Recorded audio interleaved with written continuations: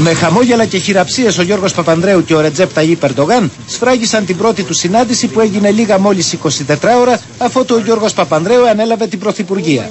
Η αρχική αμηχανία που επικράτησε μπροστά στις κάμερες έδωσε τη θέση της σε μια εκτενή εφόλης της ύλης συζήτηση για τις ελληνοτουρκικές σχέσεις που κράτησε πάνω από μία ώρα.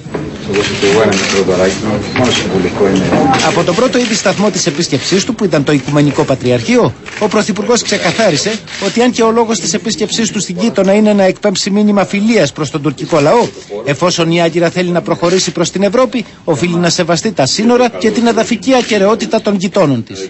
We must free Cyprus of dependencies on its motherlands.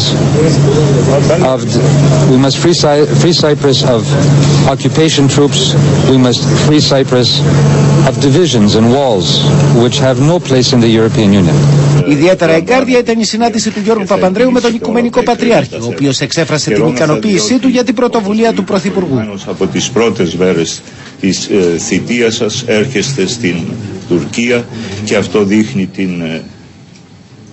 το ενδιαφέρον σας, την πρόθεσή σας να βελτιώσετε τις ελληνοτουρκικές σχέσεις. Το μήνυμα είναι που θα ήθελα να δώσω στον τουρκικό λαό, ότι με την ειλικρίνεια αυτή θέλω να αντιμετωπίσουμε τα προβλήματα, όχι για να τα κρύψουμε ούτε να τα εκμεταλλευτούμε, αλλά για να τα λύσουμε. Στην άτυπη σύνοδο των Βαλκάνιων Υπουργών Εξωτερικών, ο Γιώργος Παπανδρέου είχε χειραψία με τον Σκοπιανό Υπουργό Εξωτερικών, ενώ στην ομιλία του τόνισε ότι η Ελλάδα έχει σαφή και καθαρή θέση στο θέμα της ονομασίας. Ο κύριος Παπανδρέου επισκέφθηκε και άφησε ένα κλαδί ελιάς στον τάφο του Ισμαήλ Τζέμ, με τον οποίο την εποχή της θητείας του στο Υπουργείο Εξωτερικών είχαν συνεργαστεί στενά για τη διπλωματική προσέγγιση των δύο χωρών.